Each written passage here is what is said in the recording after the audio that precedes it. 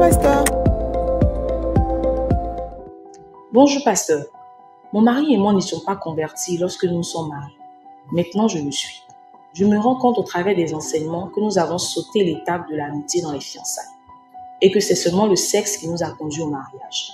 Comment renouer avec cette étape afin de sauver notre couple? Je tiens à préciser que mon mari et moi, nous ne nous entendons plus du tout. Merci. Ok, gloire à Dieu. Alors, sois bénie, ma fille, pour ta question. Alors, je te dis déjà que c'est dans l'enseignement que je vais rentrer beaucoup en profondeur parce que la réponse à ta question va avec le thème que je dois aborder. Ok? Donc, on va le toucher plus en détail. Mais la question, c'est comment vous avez raté l'atmosphère, le bon esprit du mariage. Aujourd'hui, votre couple ne s'entend plus. Ton challenge, c'est de comment renouer cela. Okay? Il y en a plusieurs, lorsqu'ils arrivent dans cette situation, leur désir, c'est comment se sortir de cette relation-là qui va de mal en pire, selon eux. Mais il n'y a pas à sortir, il n'y a pas à se séparer. Il y a à activer les choses dont je vais vous parler tantôt. Okay? Ce dont nous sommes en train de parler, c'est la façon dont on va réussir un mariage convenablement. Okay? Mais j'ai rarement vu, je peux te l'assurer, j'ai jamais vu un couple qui a eu tous les bonnes clés, tous les bons fondements dans les fiançailles ou dans la préparation. Non, il y a des choses qu'on découvre plus tard, qu'on aurait dû corriger avant. Donc, ne vous culpabilisez pas. Déjà, ne te culpabilise pas d'avoir manqué quelque chose. Okay? Aujourd'hui, tu es marié. Il faut assumer le mariage. Il faut le prendre. C'est la première des réponses. Il faut assumer ton mariage. Il faut sortir du regret. Que nous nous sommes mariés juste pour le sexe. On s'est mariés parce que peut-être on a commis une impudicité. Bon, vous ne connaissez pas le Seigneur à l'époque. Mais il ne faut pas rester dans la culpabilité. Okay? Alors, je veux dire à tous ceux qui ont l'impression d'avoir manqué quelque chose dans cet enseignement que je partage avec vous, que je partage avec toi, qui avait manqué quelque chose et qui est entré dans le mariage sans avoir réglé ces problèmes-là, ne dites pas, ne rentrez pas dans l'accusation et dans la culpabilité. C'est ce que vise le diable. Parce que si vous rentrez dans la culpabilité, vous allez vous décourager. Chaque fois que vous allez faire des efforts pour essayer de réconcilier votre foyer, vous allez toujours, et que les efforts sembleront ne pas aboutir au départ, vous aurez l'impression que c'est parce que vous avez raté. Donc ça sera comme un plomb dans ton esprit, comme un plomb dans votre pensée, comme un plomb dans ta pensée, qui va t'empêcher d'aller de l'avant et de connaître le bonheur dans ton foyer. Alors, si tu as raté les fondements de ton mariage, peu importe. Maintenant tu es marié, c'est un nouveau départ et dis-toi que tu peux réussir ton mariage. Amen. Dis-toi que tu peux réussir ton mariage. Ok? Et tu vas réussir ton mariage. Il faut déjà le décider. Il faut déjà le croire. Et après cela, bien sûr, demander à Dieu pardon, papa. Je ne savais pas certaines choses. J'ignorais cela. Merci de me les avoir apprises. Maintenant, Saint-Esprit, comment est-ce que je peux les améliorer? Okay? Comment est-ce que je peux les améliorer? Comment est-ce que je peux faire? C'est comme ça qu'il faut prier et tu vas t'aider. Donc, sors de la culpabilité. Crois dans ce foyer-là, même qui a commencé de manière bancale. Crois que Dieu est capable de produire du vin nouveau. Amen.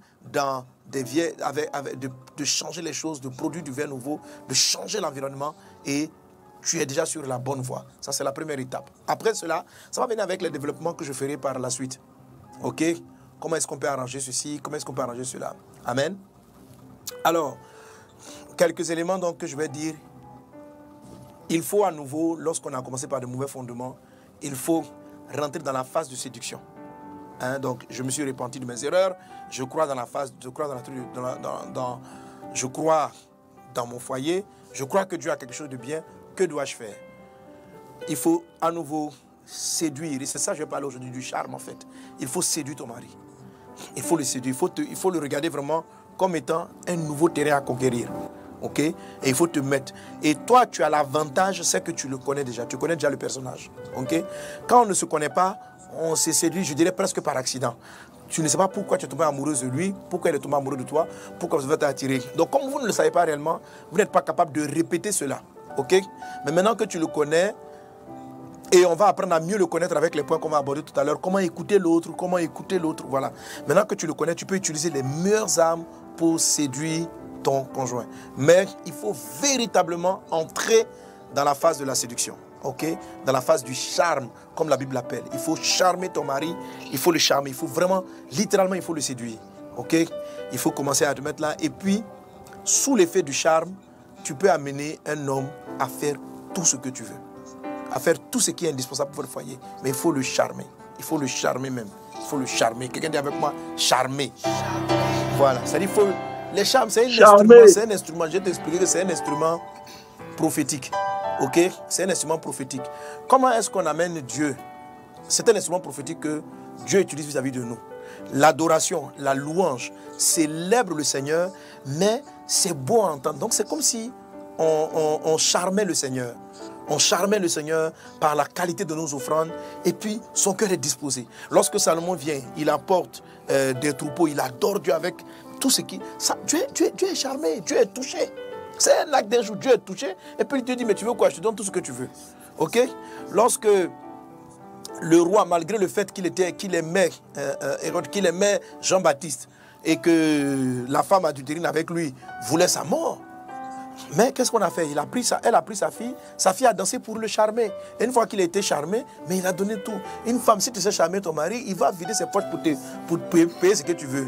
Femme, mari, si tu sais charmer ta femme, elle va te donner tout ce que tu veux. Le charme est une arme prophétique. C'est ce que nous utilisons dans l'adoration.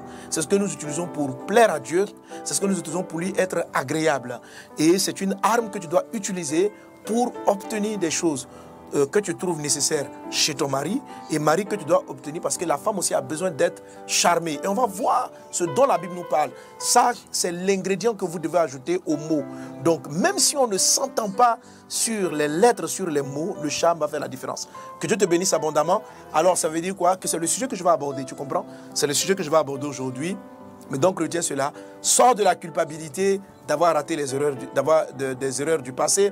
Sors de cette culpabilité-là, réponds-toi. Et aie la foi que Dieu t'a pardonné et que de cette situation va concourir à votre bien. Il faut que tu aies cette foi-là déjà et que tu pries pour que le Seigneur te dispose. Et maintenant, tu vas utiliser l'arme du charme pour amener ton mari à créer un environnement d'entente, de l'amitié par le charme. Amen. Que Dieu te bénisse abondamment, que cette réponse-là soit pour chacun d'entre vous. Alléluia. Docteur Pasteur.